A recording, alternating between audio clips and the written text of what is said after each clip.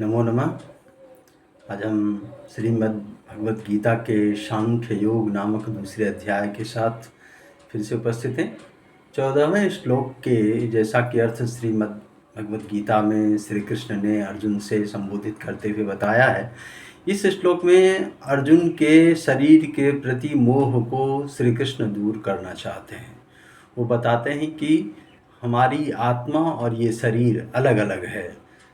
शरीर जिस तरह से बचपन, युवावस्था और वृद्धावस्था का अनुभव करता है, फिर शरीर नष्ट हो जाता है, आत्मा पुनः नया शरीर धारण कर लेता है। तो इसके प्रति, इस शरीर के प्रति मोह में नहीं पड़ना चाहिए, क्योंकि ये शरीर, जैसा कि श्री रामचरितमानस में किष्किंधा कांड में बाली की पत्नी सुग्री ताड़ा को समझाते हुए श्री राम भी बताते हैं कि क्षिति जल पावक गगन समीरा पंच रचित यह अधम शरीरा। अर्थात ये शरीर जो है हमारा, ये धरती, आकाश, वायु, जल, पृथ्वी तत्व, अग्नि तत्व से बना हुआ है। इसके प्रति मोह नहीं करना चाहिए।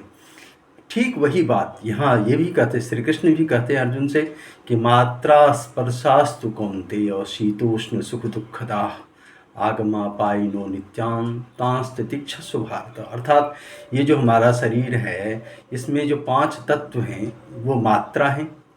5 तत्व में जैसे इन 5 इंद्रियां हैं, पंच तन्मात्र। सांख्य दर्शन के आधार पर पंच तन्मात्र 5 इंद्रियां हैं। कान, आँख, जीभ, नाक, हमारा स्किन, चमड़ा, ये 5 तत्व हैं। फिर इनके विषय हैं, शब्द है, जैसे कान का विषय है शब्द, आँख का विषय है रूप, जीभ का विषय है रस, नाक का विषय है गंध, और जो हमारा चमड़ा है उसका स्पर्श है। जिसके तत्व भी हैं आकाश, ज्योति या आग, जल, धरती और वायु। तो इन सभी तत्वों से मिला हुआ जो ये शरीर बना है, ये शरीर अपने अपने विषयों की तरफ ये हमारी इंद्रियों को प्रेरित करता है, और यही इंद्रियां सुख और दुख का या ठंडा या गर्मी का एहसास करती है। और इस इंद्रियों के शरीर के साथ युक्त होने के कारण कभी कभी आत्मा से छू जाती है, मात्रा स्पर्श हो जाता है आत्मा का, जिससे हमें लगता है कि हमें सुख दुख हो रहा है, ठंडा या गर्मी का एहसास हो रहा है, जबकि ऐसा नहीं है।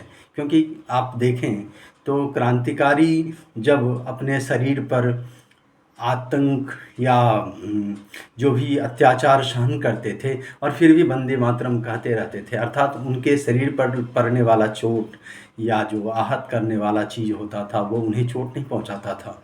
क्यों? क्योंकि वो अपने शरीर से आत्मा को अलग कर लेते थे। इस प्रकार से हम देखते हैं कि सुख दुख का कारण, मुख्य कारण यही 5 तत्व से हमारा आत्मा का मोह है। अगर हमारा आत्मा का मोह इस शरीर से 5 तत्व से हट जाए और ये स्थायी हो जाए, तो हमें सुख दुख का आभास नहीं होगा। यही श्री कृष्ण का कहने का मतलब है। अर्थात श्री कृष्ण कहते हैं कि इस शरीर का मोह मत करो। धन्यवाद।